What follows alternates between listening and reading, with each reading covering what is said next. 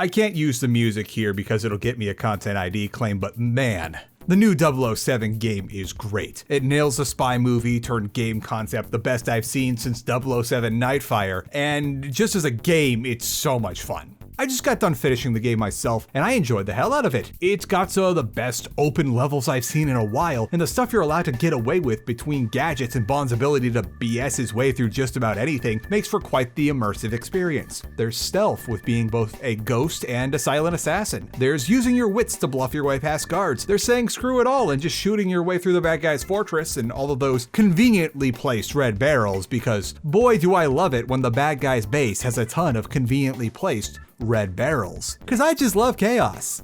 I would not go as far as to call 007 First Light an immersive sim, but it's got more than enough creativity to scratch that itch for a AAA game that lets you at least feel like you're thinking outside of the box. If you're looking for some ImSims though, there's actually been quite a few, and we've been talking about them over on the second channel. There's been all sorts of cool new stuff, like Other Side Entertainment's new multiplayer ImSim Thick as Thieves, and the new Shock-like ImSim released a demo called Retrospace, and I guess we can call it Disco Shock if we're having a little fun here. I've been using the second channel to have a space to talk about cool, smaller stuff like these games between bigger projects on the main channel. Be sure to subscribe so you can see all the big stuff I do here, and subscribe to the second channel, Charl, so that you can catch all the cool little gems as they happen. While doing all the fun and creative spy stuff in First Light, I was reminded of another game where you play as a super spy. One that, just like 007, has all the gadgets, the little voice in your ear snarking at you to tell you what to do, and the way that almost every step of every objective can be accomplished in a number of ways, including how to go about the entire game. Sure, you can sneak your way around the whole manor looking for someone to eavesdrop on to find a press pass and pick someone's pocket to get into the chess tournament, but you can also distract someone to steal their lighter and then set some bushes on fire and slip in while all the security is distracted by your attempted arson. And frankly, this iteration of Bond's snark reminded me a lot of a certain special agent who never asked for this. Yep. One of the reasons why I love First Light so much is that it reminds me a lot of the Deus Ex prequels in a good way. If you know, you know. But if you don't know, there's a rather sad story about how we never got to see the end of the story or even the whole story for the second game. We'll get to that later. Also, in case you somehow don't know and you're watching one of my videos, Deus Ex is one of the most influential games of all times and the source of this profile picture you might have seen floating around. Many games take inspiration from a lot of stuff it did, and there's been a couple attempts to continue the game as a series over the years, and the most recent one just fell apart. Wow, almost 10 years ago now. Oh, it's really been that long. Okay, let's talk more about Bond before I go into a depressive spiral from this revelation. First order of business, whoever thought that it was a good idea to let the guys that make the Hitman games make a James Bond game was 100% right, and this should have happened a lot sooner. I get asked a lot if I think the Hitman games are immersive sims, and the honest to goodness answer is that I can't comment on that because I just never got around to playing them. I was like in the second grade, I think, when Silent Assassin came out, and while I was very interested in the game, based on all the stuff I read in the walkthroughs in my Nintendo Power magazines, my parents wisely decided that you probably shouldn't get a 7-year-old a game called Hitman, and then years later I just never got around to it.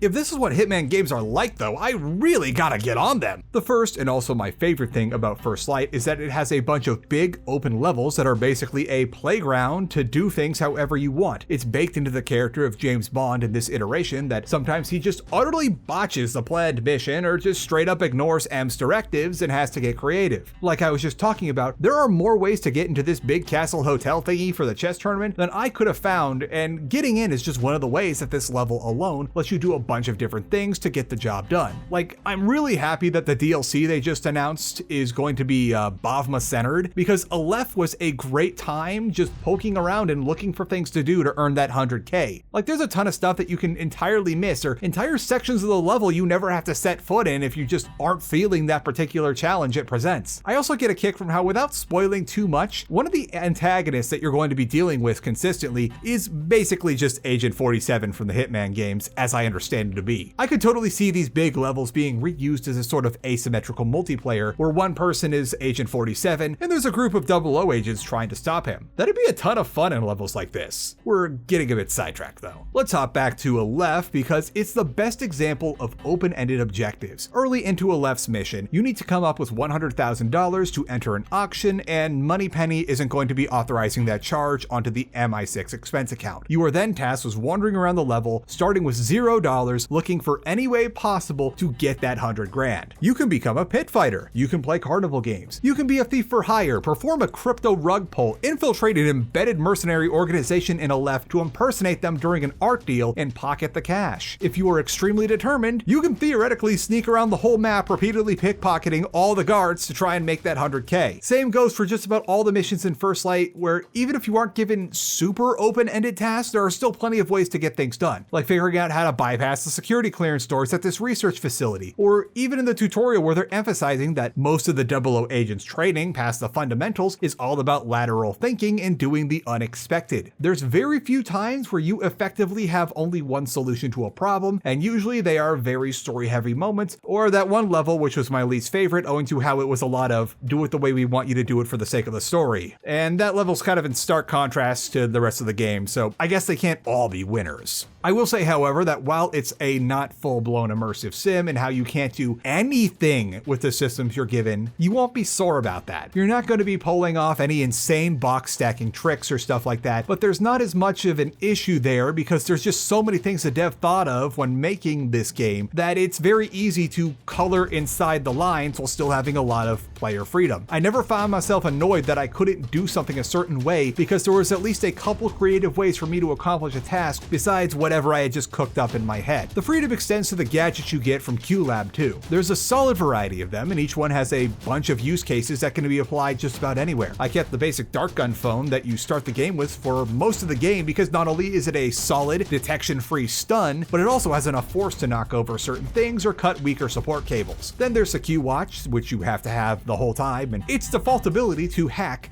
basically everything. Then there's other stuff like the laser, the boom boom camera, the funny headphone grenade landmine thingy, and more. There was a bunch of stuff that I just didn't even use because I was having too much fun with the darts and the watch laser, and by the time they give you the pen rocket launcher from the movies, it's sort of an afterthought because you have so much good stuff that unless you're in loud combat and you've got a bunch of heavily armored guys close together and you don't have a rifle on you and there somehow is not a conveniently placed red barrel nearby, there's not much point in using it. Then there's all the stuff that isn't even related to your gadgets from QLab that you can do, like just throwing bottles and random objects, not just as a distraction, but as a way to stun people for a free takedown, and a ton of interactables for causing general chaos and, guns. So if there's one weak point of First Light, it would be the out loud combat, particularly the gunplay. It's not that it's clunky or hard to get into, if anything it's the opposite. It feels like a point and click adventure sometimes. I play it on the middle difficulty that explicitly says it's the intended one, and I never once felt like I was in any serious danger of dying during any sort of firefight. If anything, I had to keep stopping myself from going straight to shooting and instead using stealth or subterfuge and knocking people out, because at a certain point, pulling out a gun is just a guaranteed I win button.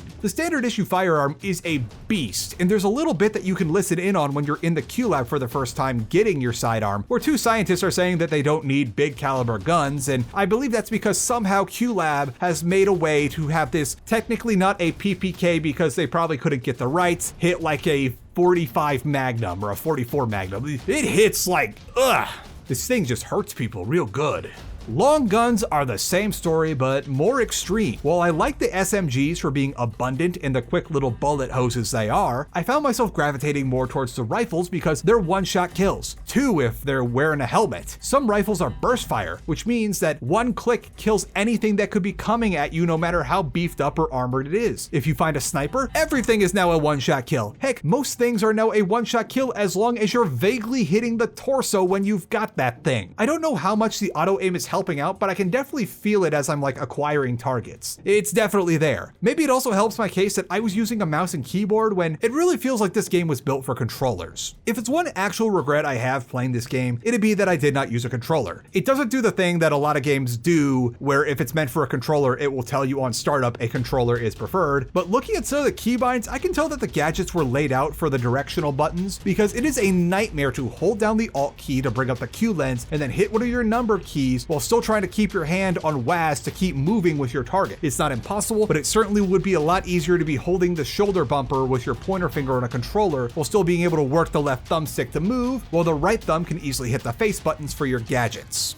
007 First Light is very much a movie game. Normally that's an insult towards games that seem like they're more made for clip farming on vertical platforms than they are for actually playing, but here it's perfectly fitting, and if anything a compliment, because this is a game based on movies. Better yet, they're based on a series of movies that sometimes feel as if they were made for video game adaptations. James Bond is all about stuff that gamers want to do in a game. Be a cool spy in a secret organization. Have cool gadgets that let you do cool stuff. Sneak around in cool places on cool missions. Talk to women without them trying to eyeball the nearest exit. All the action set pieces and skipping around totally work because the subject matter is built around that. At the same time, First Light is smart enough to make sure that all the staples of a good 007 movie don't make the game part of the game take a back seat. I never found myself feeling like I was doing something less because it was a fun thing to do and more because it was something that was expected to happen in a Bond movie, and driving big trucks is always good fun. If anything, First Light is making the most out of being based on a series of popular movies and using that as an excuse to do some really interesting locales. People have already gushed about the nightclub level that might just be the first one to really nail down the nightclub feel, as we finally got the computer power to have enough NPCs in an area to give it that crowded, why did we pay the cover fee to get into this dump feel of a nightclub. Then we get into the big boy levels like the chess tournament and Aleph, and never mind just how well built out they are as video game levels, these are really interesting places to be. I spent a ton of time just looking at stuff in Aleph, trying to figure out what exactly the vendors were cooking or looking at all the stuff that was on sale. The hotel at the chess tournament was pretty cool too. Not nearly as cool as Aleph, but it was fun slipping into the staff areas of the hotel, hearing all the little bits of gossip from the staff while trying to figure out what was going on with the Murdos, looking at the elaborate broadcasting setup for the tournament itself, and just being a general menace. Anyone can make a good game level or even a great one, but IOI did even better and made some extremely memorable ones where the locale is just as much of a character as James Bond or Greenway. I think it's a little too early to call it just yet, but after we sit on this for a few years, I think it'd be appropriate to see if Aleph is up there with other masterpiece levels like BioShock's Fort Frolic, the Clockwork Mansion in Dishonored 2, or that one part of Saint Row III. I think a lot of times the memorability of a level and its how to put this, its existence as a real memorable place can often take a backseat to video game functionality, or sometimes the opposite problem happens where they try to make an area an interesting place so much that they forget to make it a compelling level for a video game. Being basically James Bond, the movie, the game, means that IOI gets to really go whole hog on making a cool level where even the stuff I wasn't too fond of myself, like the R&D facility, are still really cool locales, but also really good levels. Now, the last thing I'll go over is something that I'm admittedly not too knowledgeable on because, well, I just haven't really seen that many James Bond movies. Lucky for me though, I'm knowledgeable enough to know the more obvious Easter eggs and calling cards of the series, and I just so happen to be talking to someone who was really into the 007 series the other day while making this video as the game came up in conversation, so I'm now well aware that there are an insane amount of Easter eggs and references to the Bond movies everywhere in this game, probably stuff I'm walking right past. I saw the more obvious stuff like the namesake Golden Finger, but supposedly somewhere else in Aleph, they have Jaws' dentures up for sale and a bunch of other little nods too. Then, while I can't show you any of it since it's a one-way ticket to copyright claim city, the music is also right on the nose for having little thematic hints that build to some of the classic themes in the series. Also, real quick before we move on to the next major part of the video where I hit you with what I really want out of this, I'm not going to be doing a story analysis or even a cooking segment since, as you might have noticed on your calendar, July is coming up very soon, and I've got a lot to finish up right about now. I will say, however, that the plot of First Light would make for an excellent movie in and of itself, but works just as good, if not better, as a game. I love the themes of defying the odds and ignoring statistics and all rationality in the name of following your gut, and how yes, AI is evil and on top of all the BS they don't even mention in the game for brevity's sake, trusting it is a dangerous game, as AI hallucinations can be dangerous when they're blindly followed, and we need to be wary of who controls the plagiarism machine and what they want out of it. But that's not what I'm here to soapbox about today. Let me tell you about a little game I mentioned earlier called Deus Ex. Deus Ex was created when John Romero of Doom fame studio Ion Storm contacted Origin Systems alum Warren Spector and told him, hey, just make whatever kind of game you want to do, in so many words. The result was a cyberpunk conspiracy thriller game called Deus Ex with abilities, tools, and levels open enough to where you can basically play the game in any way imaginable and still get it done. It went over pretty well. Spector's post-mortem blog post on Deus Ex is also where we first heard the term immersive sim, and we have been debating what exactly that means and which games are and are not ones ever since. Unfortunately, since the first game, Deus Ex as a series has had a pretty raw deal. The immediate sequel, Deus Ex Invisible War, was hamstrung by needing to be heavily streamlined for the first generation Xbox, among other things, that left it to where not even the people that created it really liked it. Spector left the then developer Eidos, and things kind of fell apart from there for the next 5 years or so. But then a ray of hope appeared. A new studio called Eidos Montreal was founded and tasked with making a worthy successor to the original Deus Ex, and boy did they. Eidos was now under the umbrella of the newly merged Square Enix, and at least for the time, they were being pretty laissez-faire about whatever their studios in the West wanted to do.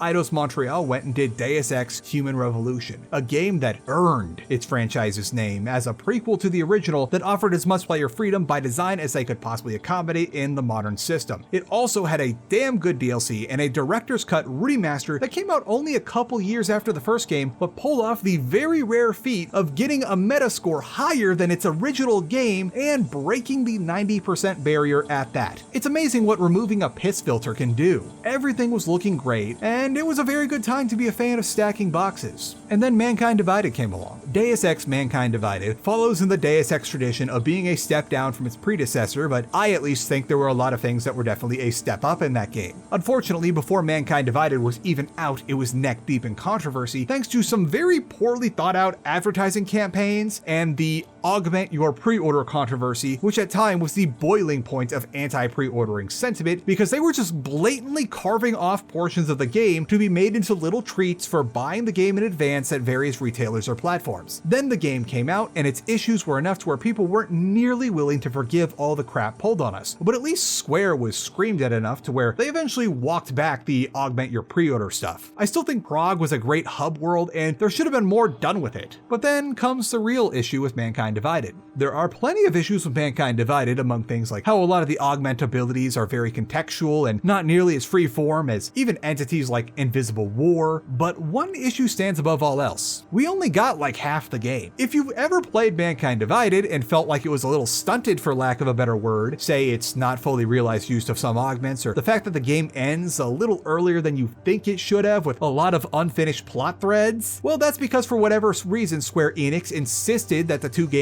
Eidos Montreal made become 3 games, so Mankind Divided had to be carved up a bit in anticipation for that third game. But then when sales for Mankind Divided weren't at all meeting the absurd expectations, which were seemingly unaltered by all their PR bungles, Square Enix panicked and put Mankind Divided's third game, or whatever it was going to be called, on hold and sent Eidos Montreal to the video game coal mine known as working on Marvel's Avengers. We've been left on an unsatisfying cliffhanger for 10 years as of 2 months from now. After Mankind Divided's disappointing sales according to their corporate overlords, the third, never to be named entry in the Deus Ex prequel trilogy was quote-unquote waiting its turn according to Square's CEO, which basically meant never, as they had more Final Fantasy remakes to make. And then we got what we all thought at the time was somehow a miracle. A Swedish holding company called Embracer Group came out of left field during the early part of the pandemic and started acquiring game companies and IP like it was going out of style. Maybe they were banking on the previous owners being desperate enough to sell them all for dirt cheap because of the onset of the pandemic. Maybe they thought the lockdown entertainment boom was going to go on forever. I don't know. What I do know is that we were all shockingly excited for what was essentially a venture capital style buyout when they acquired Eidos Montreal and all their associated IPs like Deus Ex at the time, because literally anything was better than Square's handling of the series. Or so we thought.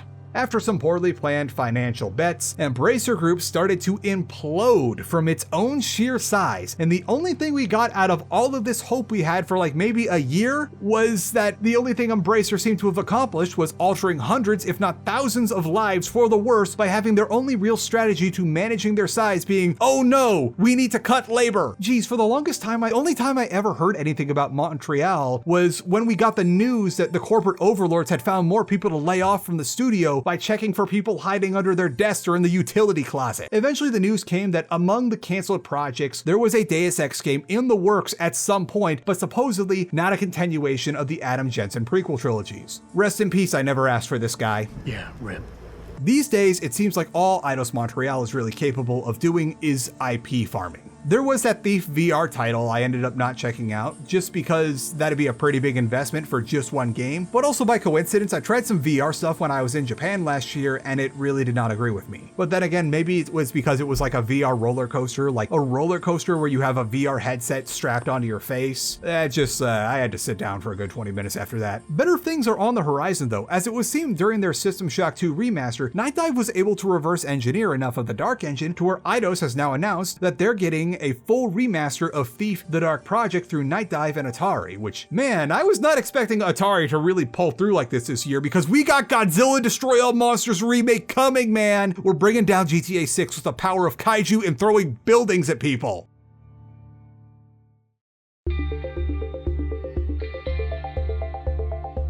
So why does all this matter?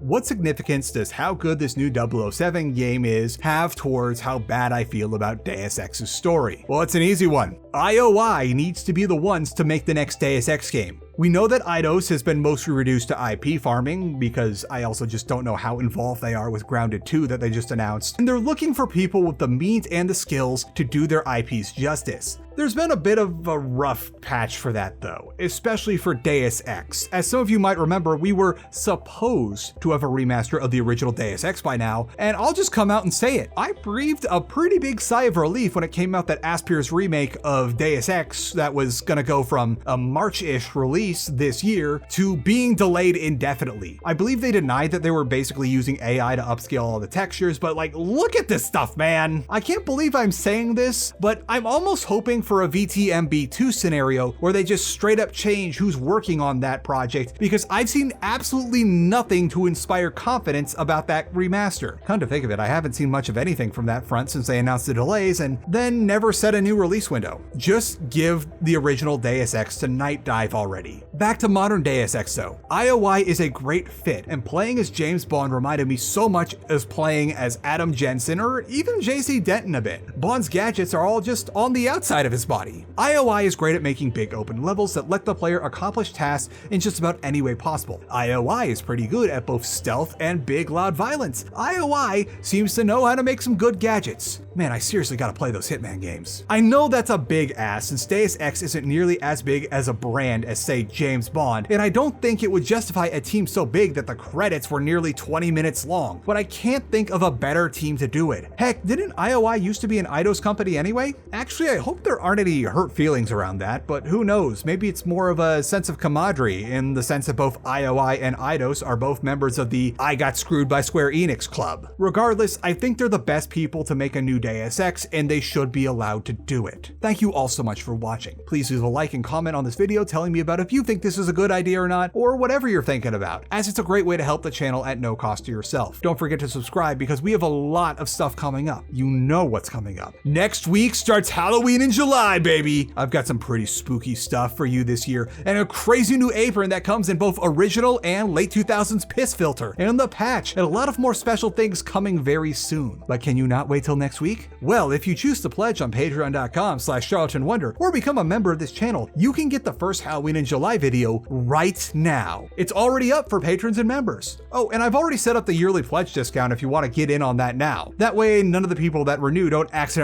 get the discount. But that's enough for now. I've got spookies coming up. So remember that no matter what you do, be it thinking of cheesy one-liners, speedboating, or making pencil sketches, what you do is your art and it should never be called content. Your art is special because it's a culmination of all your skills, passions, and aspirations, and that should never be reduced down to an umbrella term meant for making a line line go up. So get out there and fight for your art by fighting against the contentification of everything. It's worth it. Stay saucy. Behold, the boy has claimed the sheets. Frisk, are you a sheet boy? Alright, the lighting is really weird on this. Like in my own eyes, it looks a lot less intense. Maybe the boy just needs some pets. Scritch. Are you just annoyed that I am bothering you in your sheet time? What saucy thoughts do you have?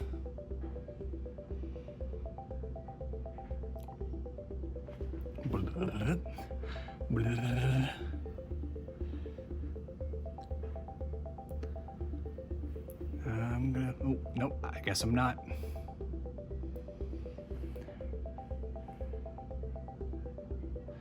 I get it, you just want your uninterrupted, fresh laundry time.